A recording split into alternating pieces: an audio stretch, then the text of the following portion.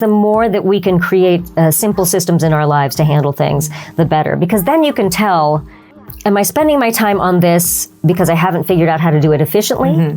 Or am I spending time on this because, yeah, I can do it efficiently, but my time is better spent doing this? You know, there are certain things that I can do great. I got a great system, but my time is not best spent there. My time is best spent on something else.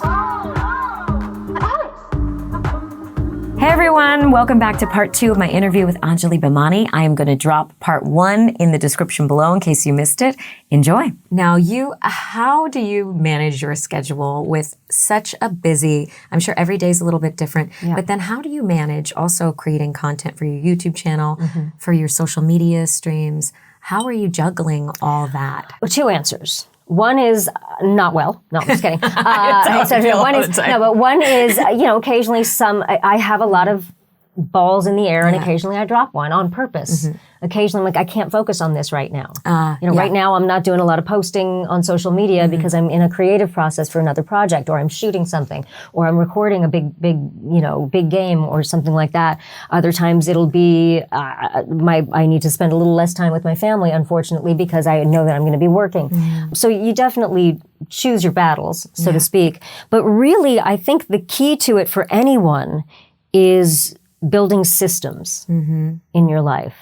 And you don't have to have money to build great systems. You don't have to hire assistants. You don't have to hire a bunch of people to be the people who do the things for you. But creating systems in your life that make the everyday things easier is a huge part of it. I didn't realize how many systems I had created until I and my husband started dating. And when you're dating someone, or when you're learning their way of doing things, all of a sudden you're like, wait a minute, this is messing with my systems. The good news is his systems are infinitely better than some of the ones I was using. So I just needed to learn better ones.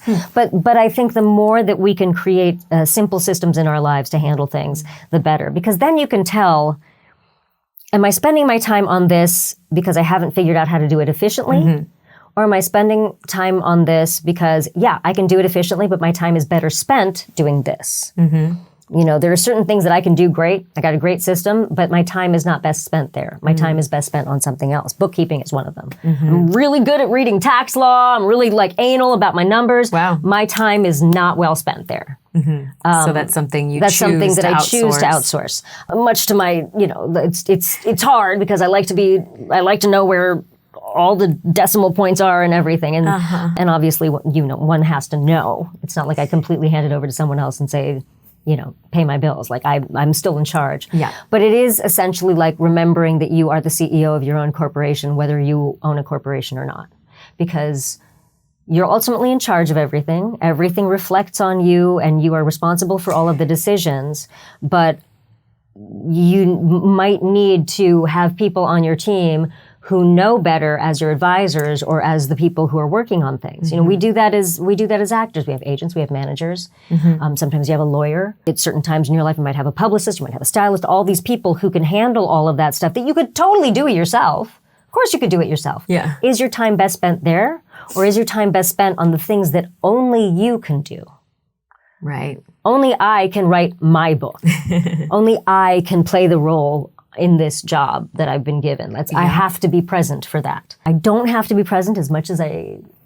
You haven't got an AI version of yourself yet? Believe me, if I could. Cloning and teleporting, those are the 2 things that I got to figure out. It is I've been saying this for years, it's such a tease that Blizzard gave me this character who has a teleporter, because that's been the skill. I've wanted that superpower forever. Amazing. Yeah, I think surrounding yourself with people who know more about certain things than you do and who you trust, that's another big way that I juggle things. I have a very high bar for this sounds really judgy, but I'm going to say the caliber of human that I want to be around. I want people around who, like me, like to say, what do you want and how do we get it? And how can I help? What skill do I have that can help you, because that's hard for you?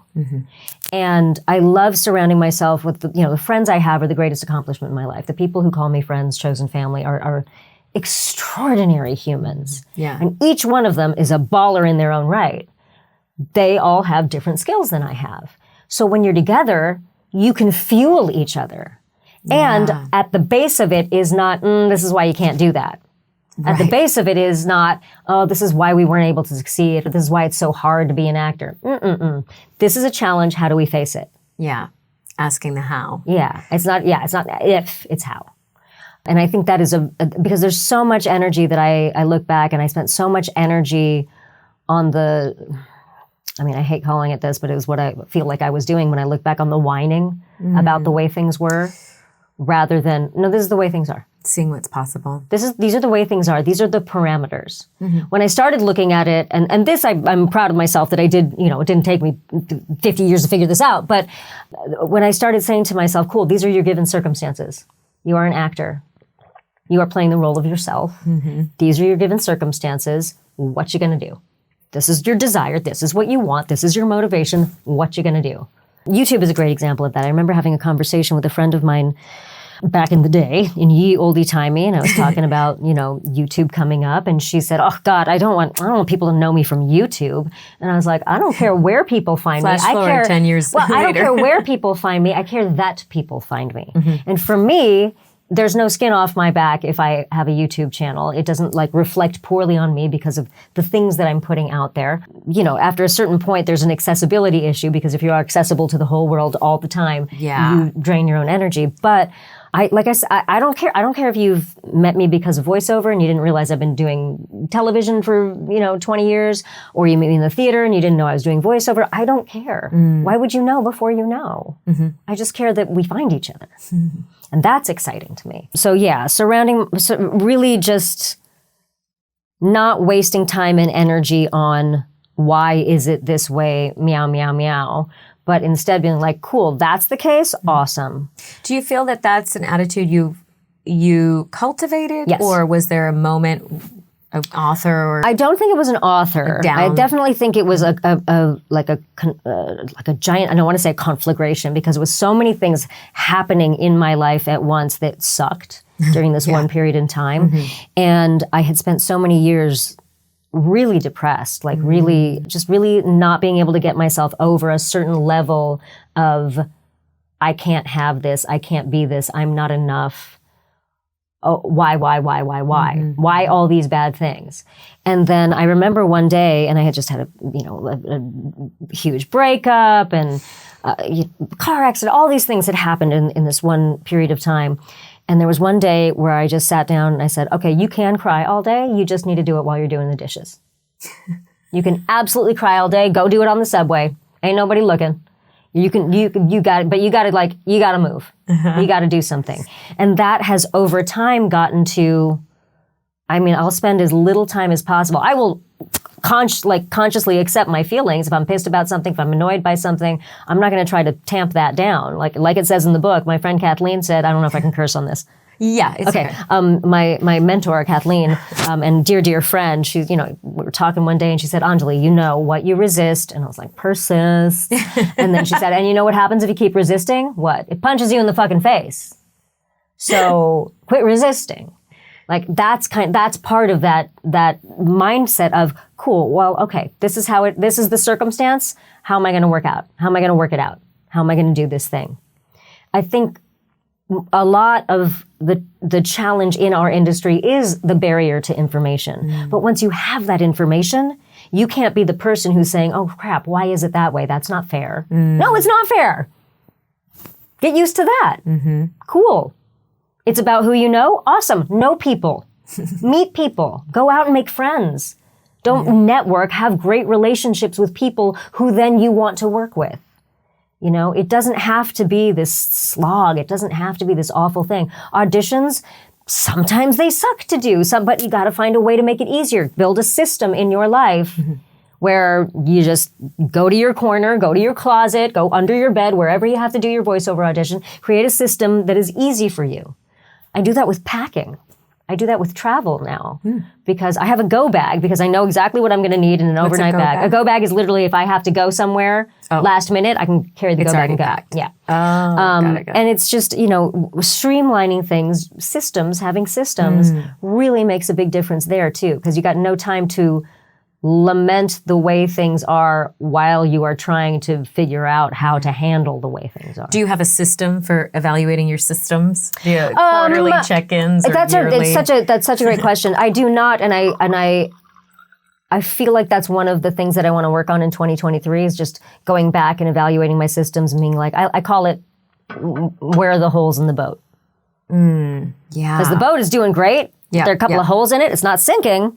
But if I don't address the holes, the boat's going to sink. So where are the holes in the boat?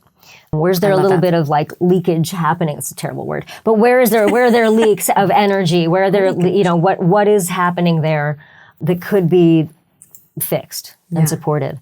This year, I've been incredibly busy. And I'm very grateful for it. I've had a lot of projects. I've created a lot of things. I've had a lot of output. But my health program kind of fell by the wayside. And unfortunately, it got to the point where, okay, now you're not resting, now you're just being lazy. But I have to put that system back into my life so that it's easy for me to get there. Even if the workout itself is hard, it is easy to make it happen. It is part of the day. Yeah. There's things accountability like that. or literally just be like, how do I have the most efficient workout that I can possibly have because I don't want to be in the gym? How do I get the greatest workout I can in 20 minutes? And what 20 minutes are the easiest for me to use that for? Whatever makes it easy. If it's putting the shoes by the door, for some people that works and they'll go for a run. If it's finding something that you love doing, there are so many different ways to do it. But and also knowing, just being aware that no, you're not going to love it at first because it's a change. Yeah. You might love it, which is awesome. You might be like, oh, this is a pain in the ass, but it will build into something that you enjoy. Or at the very least, you tolerate well, It can be as like brushing your teeth. We all brush our teeth, hopefully. You brush your teeth? I know. We all brush our teeth, but when we're kids, it's like, oh God, I have to brush my teeth. Now we accept it just fine. We do it just fine. We can do that with so many things in our lives. So yeah, that's we're staycationing this time for the holidays, so I feel like that's a great reassessment time too. Yeah. Also this year, and I feel badly about this. My poor husband has had to deal with it. Our home now looks like an Amazon fulfillment center. Like I've got all the books here, and I've got all the Kickstarter stuff here, and there's boxes everywhere. So I definitely feel the weight of the clutter. Yes. And I understand that I am a messy person. I'm not a dirty person, but I'm a messy person. It's just genuinely part of my process. But the clutter part needs to go. If it's an organized mess, I'm fine with it. I can feel the weight of, I see that thing to do. Everything looks like a to-do. Or everything takes longer to find because you're just not in its place. Once it's no longer, yes, I know where it is. It's in the closet, under the book, there on the corner with it might be a ridiculous place that makes no sense. Once I can no longer do that, then it's like 911. Clean it up. Clean it up. Should go back up. DEFCON 1. No kidding, right? I have a friend, Joey Hansa, who is a wonderful organizer, really fantastic. And every time she comes over, I'm like, oh, thank God. I know. It's just like, my brain feels better. Yeah, exactly. Keeping it up is tricky, but you do it once a year. Switching gears a little bit, let's talk about Ms. Marvel. Oh, your goodness, big yes. project. That was this year. I know, we were talking earlier, and I was like, oh, yeah. Months ago. I forgot I did that. And it's not like I forgot, but you're focusing on the current project and you're like, and that's all in the same year. You shoot things often. Yeah, we started shooting that back at the end of 2020. Oh, wow. Yeah. So that's when that started shooting. In some ways. It was a while ago. It was a long while ago. And we did reshoots in 22. But yeah, it's been, what a wonderful, I can't speak highly enough of that whole experience, of everybody involved with it. I'm so glad it turned out the way it did and people received it the way it did, because even if I wasn't in it, I would have loved watching that show. Yeah. It was just fun, and it's such a rare thing, I think, to see a show that introduces people to aspects of a culture that are authentic, but at the same time doesn't make the show about that culture or the characters about that culture. It's just the canvas. Yeah. And it's just completely normal. you know?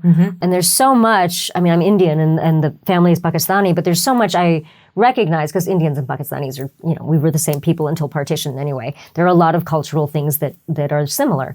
So to see a family like that and to see culture like that, you know, like not being a thing, it's not a thing. It's just the life I lead.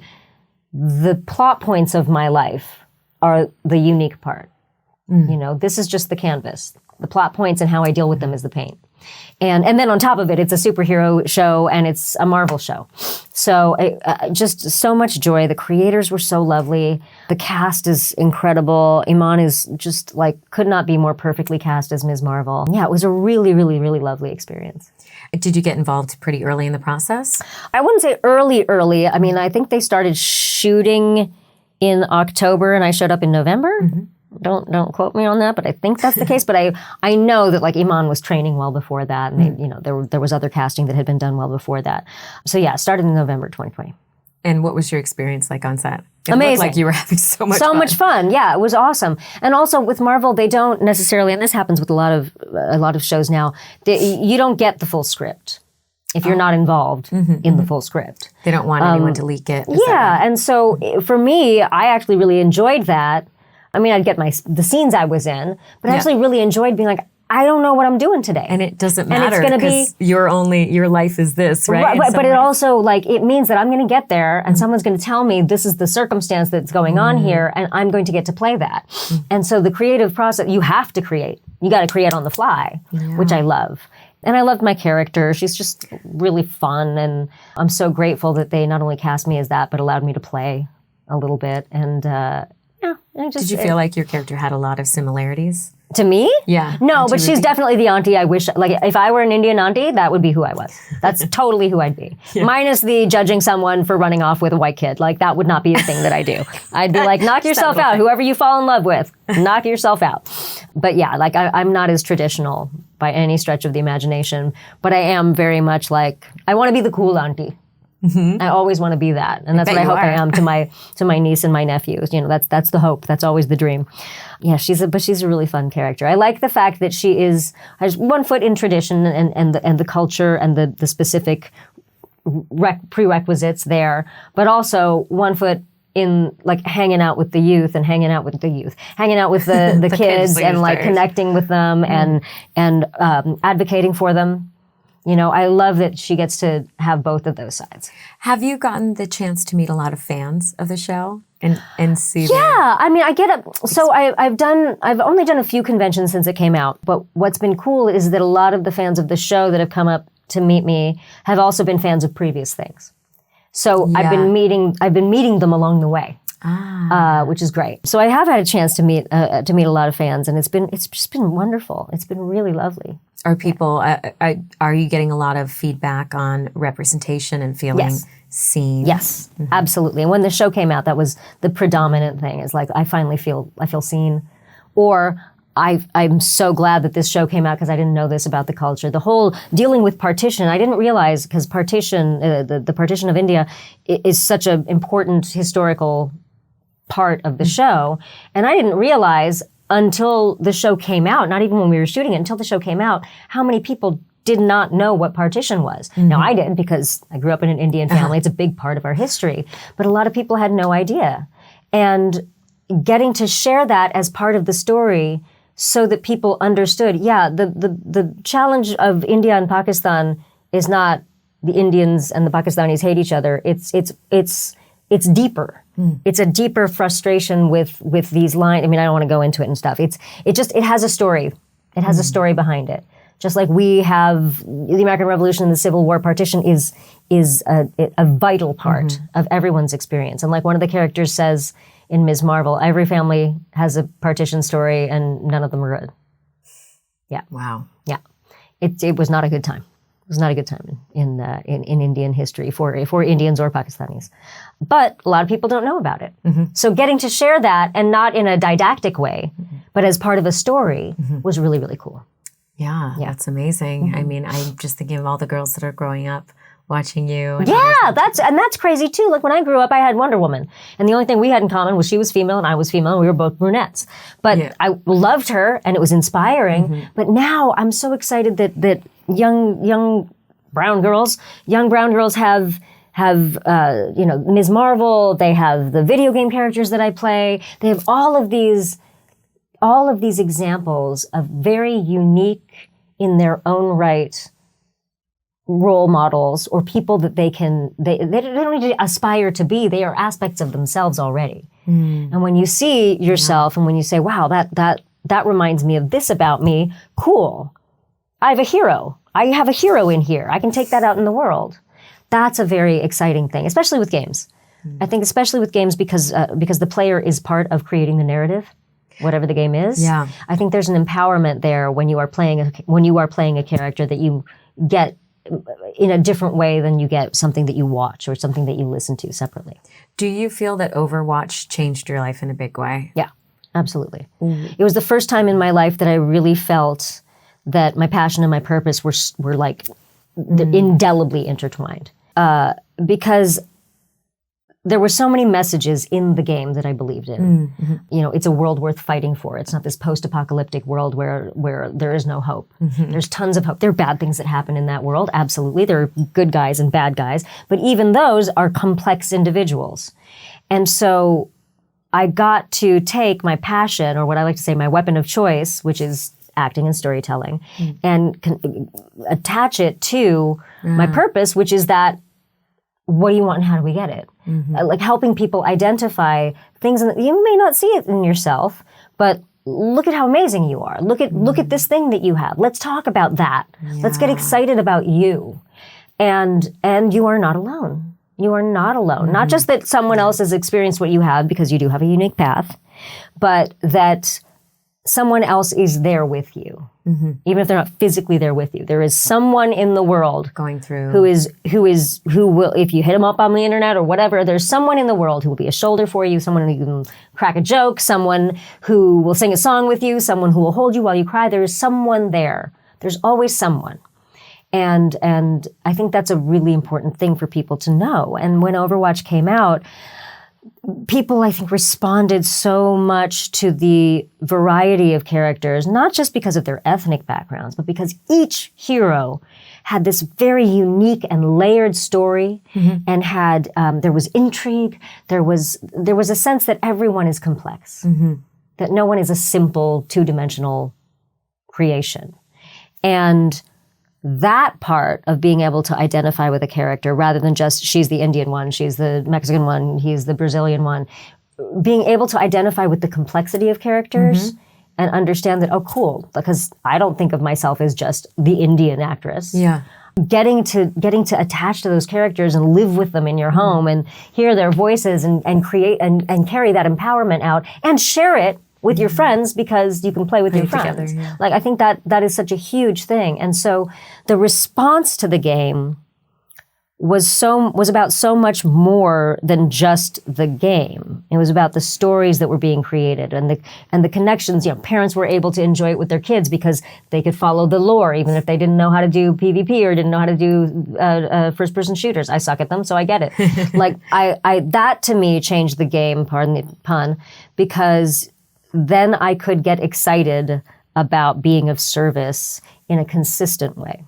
It wasn't just, I'm waiting for someone else to give me a job, and then for me to figure out how to make this thing that I want to offer to the world and hope that it's good. I knew it was going to be good because it was Blizzard. I did not know it was going to be, I don't think any of us knew it was going to blow up the way it did. And stay out. Speaking of blowing up. I don't think any of us knew it was going to blow up the way it did. But when it did, it was so clear that it was more than just a game for the people who were playing it, for the people that created it, for the people, for everyone involved with it. Did it shift your fan base? Was it like absolutely. a big influx it was a big influx of gamers. And, you know, I played D&D when I was 8. I played video games growing up. I did not play like a ton in my adult years. And so getting to come back to that world, but come back to it from this side of things and connect with gamers, because gamers are a unique very unique group of people. It's a very unique community in that the level of enthusiasm for the thing they love and the people who create the thing they love is it's infectious. It's amazing. And when I felt that coming in, not just cool, I loved you in this show, cool, I loved you in this, but people being like, oh my gosh, this has changed my life, this character. Knowing that there is a character on the spectrum who is powerful and is a hero has changed my relationship with my son. All of this stuff. Hearing those things from a community, or just people being like, oh my gosh, we love you in this game, how can we support you? That was foreign to me. I had not experienced that in such a giant wave, which is why I Am Fun Size happened. Because it started as a love letter to that community, not just the Overwatch community, but that gaming community at large, artists and lovers and writers and creators. And it came out of a Fan Art Friday, actually, that I did. I asked for. I hadn't know you sort of started that movement. I didn't. Okay. I didn't start that movement by any stretch of the imagination. That was a hashtag before I showed up. Okay, got it. Yeah, that was totally. And a friend of mine or some people that I was working with were saying, like, you can do Fan Art Friday, just hashtag it and put it in your tweet. And I thought, like 5 or 10 people are going to respond, no big deal. Then I got this onslaught of beautiful art, and art from people of all different skill levels, all different people sharing art from other people. Everyone wanted to contribute. Everyone wanted to be a part of it. And it wasn't just about me. It's an energy in that community that I just happen to be a part of. Yeah.